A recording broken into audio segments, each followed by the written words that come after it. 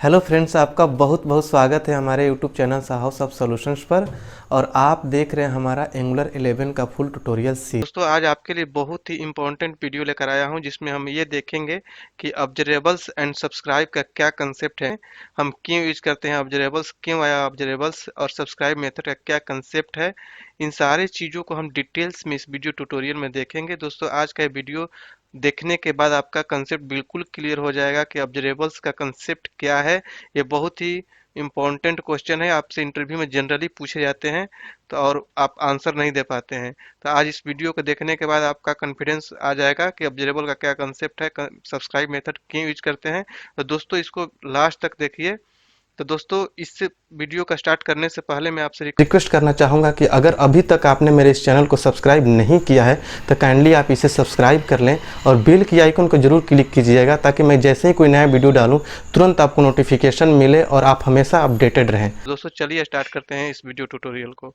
तो सबसे पहले हमें ये समझना है कि ऑब्जर्वेबल होता क्या है, क्यों आया ऑब्जर्वेबल, कब हम यूज करने लगे ऑब्जर्वेबल और क्यों यूज करने लगे।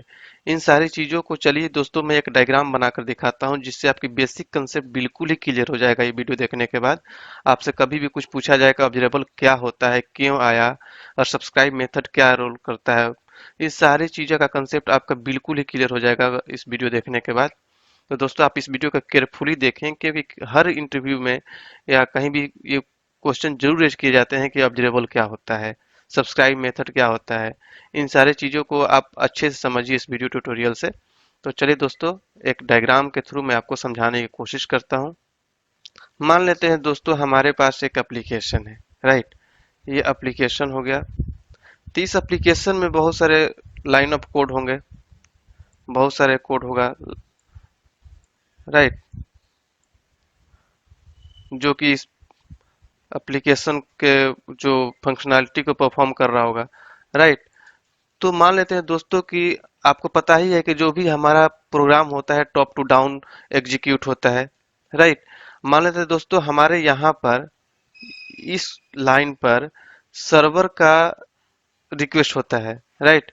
कुछ डेटा फेच किए जाते हैं सर्वर से या फिर कुछ डेटा पोस्ट किए जाते हैं सर्वर पर, राइट। तो यह मीन्स कि हमारे इस लाइन में सर्वर रिक्वेस्ट का कुछ कोडिंग लिखा हुआ है। तो यहाँ पे लिख लेते हैं सर्वर का, यहाँ पर सर्वर रिक्वेस्ट हो रहा है, राइट।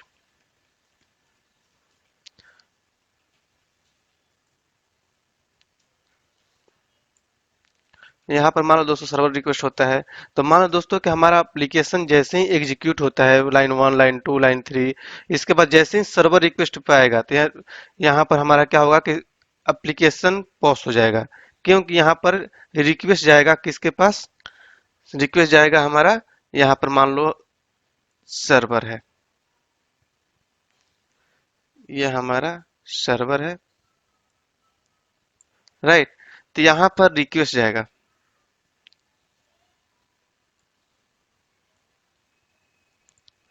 राइट। यहाँ पर हमारा रिक्वेस्ट जाता है।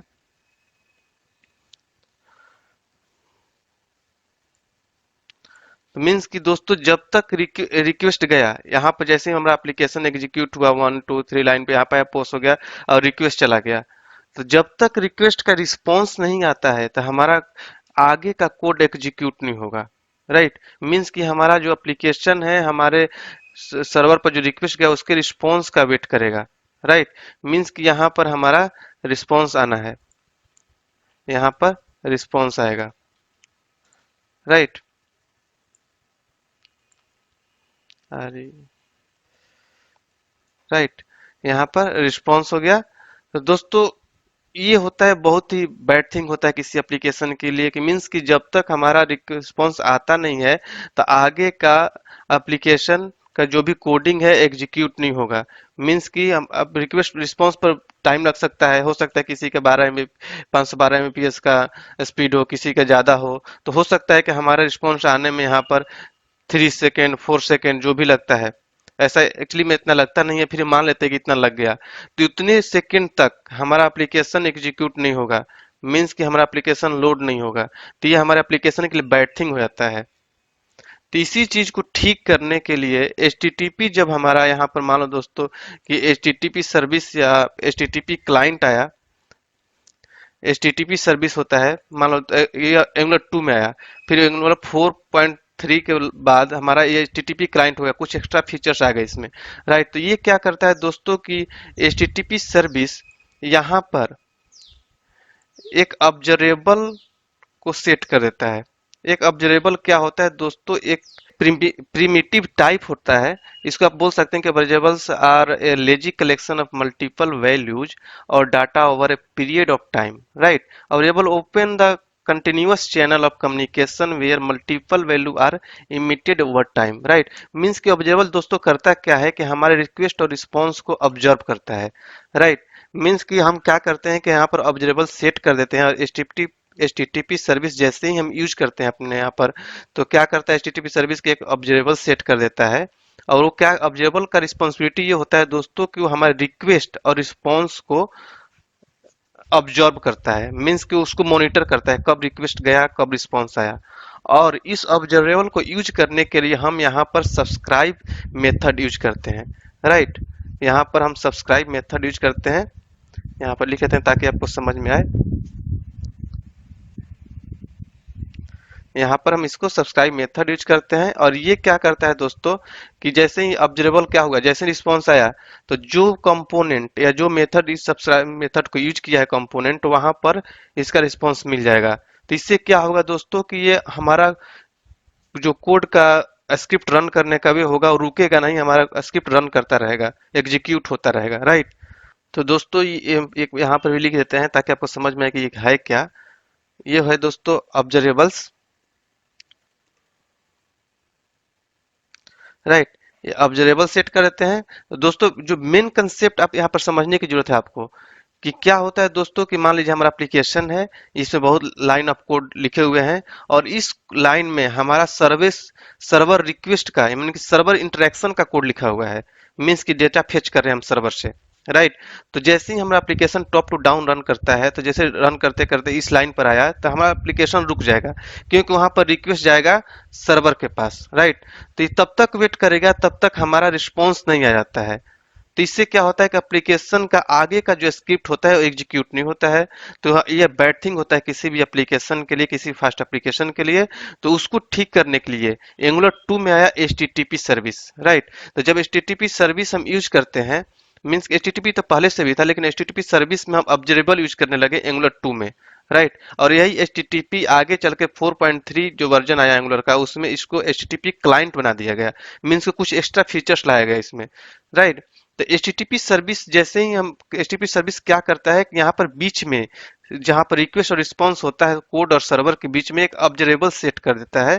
और ऑब्जर्वेबल क्या करता है दोस्तों कि रिस्पॉन्सिबल हो जाता है हमारे रिक्वेस्ट और रिस्पॉन्स को मॉनिटर करता है, राइट, ऑब्जर्व करता है। तो इसका ये मतलब होता है कि ऑब्जर्वेबल क्या करता है कि रिक्वेस्ट और रिस्पॉन्स को ऑब्जर्व करता है। इसकी रिस्पॉन्सिबिलिटी होती है कि ये देखना कि रिक्वेस्ट कब गया कब रिस्पॉन्स आया, राइट। और जो रिस्पॉन्स को ये गेट कर लेता है और रिस्पॉन्स को सब्सक्राइब मेथड के थ्रू हमारे कोड में रिस्पॉन्स दे देता है, प्रोवाइड करता है कोड को। तो मीन्स कि हमें इस रिस्पॉन्स को जहां गेट करना होता है जिस कंपोनेंट में, वहां पर हम इस सब्सक्राइब मेथड को यूज करते हैं और उस रिस्पॉन्स को गेट कर लेते हैं, राइट। तो कहने का मतलब दोस्तों ये है कि हमें रिस्पॉन्स को गेट करने के लिए हमें we have to subscribe that method, right. हमें सब्सक्राइब करना होता है ऑब्जर्वेबल को और उसके बाद हम उसको यूज कर लेते हैं अपने एप्लीकेशन। तो दोस्तों एक बार फिर आपको रिपीट करता हूं कि इसका क्या कंसेप्ट है। आई थिंक आपको समझ में आ ही गया होगा। फिर इसके बाद हम थ्योरी देखेंगे कि इसका क्या क्या मतलब होता है, कौन कौन से HTTP की मेथड होते हैं उसको भी देखेंगे। तो फिर आपको एक बार फिर रिपीट करता हूं कि दोस्तों जो ऑब्जर्वेबल होता है कि हमारे रिक्वेस्ट और रिस्पॉन्स को ऑब्जर्व करता है और उस रिस्पॉन्स को यूज करने के लिए हमें इस ऑब्जर्वेबल को सब्सक्राइब करना मैंडेटरी होता है। जिस भी कंपोनेंट में उस रिस्पॉन्स की जरूरत होती है, हमें इस observable को we have to must subscribe this observable in this component, जिस कंपोनेंट में आपको यूज करना होता है, राइट। तो दोस्तों ये चीज तो आपका क्लियर हो गया कि होता क्या है ऑब्जर्वेबल, राइट। तो चलिए देखते हैं इसका कुछ थ्योरी पार्ट। तो observable belongs to RxJS library, right. Means कि दोस्तों ये RxJS जो लाइब्रेरी होता है उससे बिलोंग करता है ऑब्जर्वेबल। और to perform asynchronous programming in Angular application we can use either observable और प्रोमिस। मीन्स कि एसिंक्रोनस प्रोग्रामिंग को यूज करने के लिए एंगुलर में हमें ऑब्जर्वेबल या प्रोमिस को यूज करना होता है, राइट। तो वही मैं यहाँ पे बताने की कोशिश किया हूँ कि इसको यूज करने के लिए एचटीटीपी पर करते हैं तो हमें टाइम लग जाता है, इसलिए हम क्या करते हैं, ऑब्जर्वेबल को सेट कर देते हैं। और observable is subscribe by using async pipe और बाई यूजिंग सब्सक्राइब मेथड। अगर हम सब्सक्राइब मेथड नहीं यूज करते हैं तो हम एसिंक पाइप के थ्रू भी इसको यूज कर सकते हैं। आगे आने वाले वीडियोज में मैं एसिंक पाइप के बारे में भी आपको बताऊंगा कि क्या होता है। और दोस्तों यहाँ पर मैं बताने की कोशिश किया हूँ कि observable is a class of R X J X library. यहाँ पर ऑब्जर्वेबल क्या होता है दोस्तों, एक क्लास है। और आर एक्स इसको जैसे कि मैंने बताया कि प्रिमिटिव टाइप भी होता है। तो R X J X is reactive X library of JavaScript that perform reactive programming, right. तो बात आती है दोस्तों some method of observable class. इसमें कौन कौन सा मेथड होता है ऑब्जर्वेबल का, आप यहाँ पर देख सकते हैं कि मैप, मर्ज मैप, स्विच मैप और ये सारे मेथड होते हैं एक्स्ट्रा एक्स्ट्रा। इसको कैसे अब यूज करते हैं इसके लिए मैं आपको बताने की कोशिश कर रहा हूँ कि RxJS लाइब्रेरी को यूज करने के लिए हमें इसको इंस्टॉल करना होता है, राइट। अगर आप एंगुलर CLI यूज कर रहे हैं तो RxJS बाय डिफॉल्ट इंस्टॉल हुआ रहता है। अगर नहीं है तो आप पैकेज और जेसन में आप जाकर चेक कर सकते हैं कि आपके सिस्टम में आपके एप्लीकेशन में RxJS लाइब्रेरी इंस्टॉल है कि नहीं है। अगर नहीं है तो आप npm इंस्टॉल और RxJS डैश डैश सेव करके इंटर मारेंगे तो आपके एप्लीकेशन में ये इंस्टॉल हो जाएगा, राइट। और हमें यूज करने के लिए ऑब्जर्वेबल को हमें अपने एप्लीकेशन के अंदर जहां पर हम यूज करते हैं वहां पर इंपोर्ट करना जरूरी होता है, जो कि RxJS डैश ऑब्जर्वेबल को, ये जो लाइब्रेरी है इसको हम यूज कर लेते हैं, राइट। तो दोस्तों आगे वाली बात यह है कि HTTP रिक्वेस्ट जब करता है तो कौन कौन सा मेथड होता है उसमें, कैसे HTTP क्लाइंट यूज होता है ऑब्जर्वेबल के साथ। तो होता है दोस्तों कि तो इसमें कुछ मेन मेन जो मेथड होते हैं कि गेट होता है, पोस्ट होता है, पुट होता है, डिलीट होता है, उसके बाद हेड भी होता है। तो गेट जो होता है, जैसे यहाँ पर आप देख रहे हैं कि गेट के लिए हम URL सेट कर रहे हैं, ऑप्शन में डाल रहे हैं ऑब्जर्वेबल सेट कर दे रहे हैं, पोस्ट में भी हम URL डाल रहे हैं, और यहाँ पर ऑब्जर्वेबल आप देख रहे हैं कि सारे जो मेथड है इसमें ऑब्जर्वेबल सेट कर रहे हैं। किस लिए कि हम अपने ऑब्जर्वेबल सेट कर रहे हैं उसको हम सब्सक्राइब करके अपने कंपोनेंट में यूज कर लेंगे, राइट। तो उसके लिए अब बता दूं कि जो गेट मेथड होता है दोस्तों कि हमारे रिसोर्स को गेट करने के लिए होता है, किसी डेटा को फेच करने के लिए हम यूज करते हैं। पोस्ट को हम की भी डेटा पोस्ट करने के लिए सर्वर पर मीन्स इंसर्ट करने के लिए हम यूज करते हैं। अब पुट मेथड को हम अपडेट करने के लिए यूज करते हैं, राइट। किसी डेटा को अपडेट करना होता है सर्वर तो हम पुट मेथड यूज करते हैं। डिलीट मेथड को हम रिसोर्स को डिलीट करने के लिए होते हैं। और जो हेड मेथड होता है दोस्तों वो हमारे किसी भी रिसोर्स के मेटा डेटा को गेट करने के लिए होता है। तो चलिए छोटा सा एक एग्जांपल भी दिखाता हूँ, छोटा सा कैसे ऑब्जर्वेबल सेट करते हैं और कैसे सब्सक्राइब मेथड को गेट कर लेते हैं, राइट। तो आप यहाँ पर देख सकते हैं दोस्तों कि जो क्लाइंट जो यहाँ पे HTTP क्लाइंट ऑब्जर्वेबल मैंने लिख रखा है, यहाँ पर देख रहे हैं कि एक मेथड है। तो क्या कर रहा है, ऑब्जर्वेबल को सेट कर रहा है। देखिए यहाँ पर गेट मेथड को मैंने यूज किया है, HTTP का जो मेथड है गेट को यहाँ पर ऑब्जर्वेबल हम सेट कर दे रहे हैं, और इसी ऑब्जर्वेबल को अब यहाँ पर हम सब्सक्राइब कर ले रहे हैं, राइट। सब्सक्राइब और बुक जो बुक का ये है गेट ऑफ बुक्स, हम यहाँ पर बुक को गेट कर रहे हैं, राइट। तो यहाँ पर मीन्स कि यहाँ पर हमने ऑब्जर्वेबल सेट किया, और ये जो जहां पर हमें इस ऑब्जर्वेबल का जो रिस्पॉन्स आने वाला है उसको यूज करना होता है, उस कंपोनेंट पर इस मेथड को हम यूज कर लेंगे, राइट। तो ये उसमें हम ये सब्सक्राइब मेथड लिखा हुआ है, वहां पर हमारा रिस्पॉन्स होगा, हमें गेट हो जाएगा। हम अपने एप्लीकेशन में API में जहां भी यूज करना होगा उस रिस्पॉन्स को यूज करके आगे के स्क्रिप्ट में अपना उस वैल्यू को गेट कर सकते हैं, राइट। तो दोस्तों ये हुए HTTP क्लाइंट, ऑब्जर्वेबल और सब्सक्राइब मेथड। आई थिंक आपको समझ में आ गया होगा कि क्या होता है। और आई थिंक फिर भी आपके माइंड में कोई प्रॉब्लम हो तो हमारे कमेंट बॉक्स में जरूर शेयर करें। अगर आप बिल्कुल ही कॉर्पोरेट लेवल का नॉलेज रखना चाहते हैं, आप चाहते हैं कि आप बहुत ही बड़े कॉर्पोरेट में काम करें बिल्कुल ही प्रॉपर तरीके से प्रोफेशनल की तरह, और अच्छे से इंटरव्यू क्रैक कर सकें, अपने सैलरी को हाइक दे सकें एक अच्छा सा, तो आप हमारा ऑनलाइन क्लास ज्वाइन कर सकते हैं, जिसमें हम आपको प्रोवाइड करते हैं बिल्कुल ही कॉर्पोरेट लेवल का ट्रेनिंग, जिसमें कि पूरा एंगुलर कवर कराया जाता है। एंगुलर 2 से लेकर 10 तक के सारे कंसेप्ट, पूरा का पूरा टाइप स्क्रिप्ट, क्योंकि आपको टाइप स्क्रिप्ट में कोडिंग करना होता है। पूरा RxJS लाइब्रेरी हम कवर कराते हैं अपने ऑनलाइन क्लास में, जो कि बहुत लोग नहीं पढ़ाते हैं। आप कहीं क्लास करने जाते हैं तो वो पूरा आपको कवर कराया जाएगा, क्योंकि RxJS लाइब्रेरी जो है एंगुलर का हार्ट माना जाता है। ये सारी चीज़ें जो चीज़ मैं बोल रहा हूँ आपको यूट्यूब पर आपको कॉर्पोरेट लेवल का नहीं मिलेगा, कोई नहीं डालता है। ये सारे पेड होते हैं और क्लास में बहुत ही कॉर्पोरेट लेवल का पढ़ाया जाता है। हमारा क्लास जो है इसी चीज़ के लिए फेमस है कि हम कॉर्पोरेट लेवल का ट्रेनिंग देते हैं। इसके अलावा हम आपको सिखाएंगे एंगुलर मटेरियल और बूटस्ट्रैप भी कैसे यूज करते हैं एंगुलर में, ये सब कुछ आपको सिखाया जाता है। एपीआई इंटीग्रेशन सिखाया जाता है, एपीआई बनाना सिखाया जाता है, मतलब कि बैकएंड वाला पार्ट भी हम सिखाते हैं अपने क्लासेज में। उसके बाद प्रोजेक्ट ट्रेनिंग दिया जाता है। प्रोजेक्ट ट्रेनिंग में आपको ई कॉमर्स का एप्लीकेशन डेवलप करना सिखाया जाएगा, जो कि बहुत ही कॉर्पोरेट लेवल का होगा, बहुत ही ब्रॉड लेवल का होगा। जैसे कि आप फ्लिपकार्ट अमेजोन यूज करते हैं, उस लेवल का एप्लीकेशन डेवलप करना आपको सिखाया जाएगा। तो आप हमारा ऑनलाइन क्लास ज्वाइन करके अपने सैलरी को एक अच्छा सहायक दे सकते हैं, इंटरव्यू क्रैक कर सकते हैं। देखिए, अगर आप कहीं से पढ़ते हैं, दो तरीके होती है कि अगर आप मान लीजिए कि आप किसी इंस्टीट्यूट में पढ़ने जाते हैं, तो इंस्टीट्यूट में आपको कौन पढ़ाता है? एक तरीके से वो टीचर होगा, फैकल्टी होगा।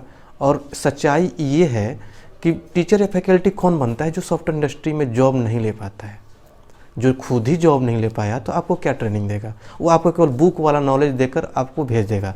लेकिन आप वही पढ़ के आप जब जाते हैं कंपनी में काम करने, तो आप वहाँ पर काम नहीं कर पाते हैं। फिर आपको भागकर अच्छे से स्टडी करना पड़ता है, या फिर तो आप काम नहीं कर पाएंगे, बोरियत फील करेंगे, या फिर आपको निकाल दिया जाएगा। और हमारा क्लास किस लिए फेमस है? क्योंकि हमारे यहाँ कोई टीचर नहीं है।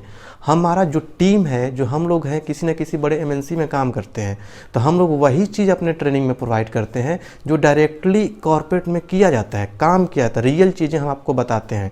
इसलिए हमारा क्लास फेमस है। जो हमारे यहाँ से ट्रेनिंग ले लेता है, उसको कहीं भी इंटरव्यू क्रैक करने में कोई भी प्रॉब्लम नहीं आता है, क्योंकि हम वही चीज़ बताते हैं जो डायरेक्ट इंटरव्यू में पूछा जाता है।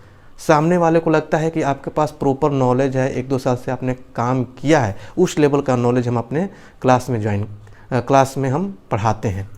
अगर आप ज्वाइन करना चाहते हैं तो हमारे वेबसाइट का लिंक इस वीडियो के डिस्क्रिप्शन बॉक्स में है, आप उस पर क्लिक करके अभी विजिट कीजिए हमारे वेबसाइट sahosoft.com पर, और अपना बैच चूज कीजिए, चेकआउट कीजिए और क्लास ज्वाइन कर लीजिए। कल से ही अपना क्लास आप ज्वाइन कर सकते हैं। अगर आप इंक्वायरी करना चाहते हैं तो हमारे ऑफिशियल मोबाइल नंबर्स भी अवेलेबल है वीडियो के डिस्क्रिप्शन बॉक्स में, या इस वीडियो के स्क्रीन पर भी आपको नीचे में दिख रहा होगा हमारा मोबाइल नंबर। आप तुरंत कॉल कीजिए, इंक्वायरी कीजिए और क्लास ज्वाइन कीजिए।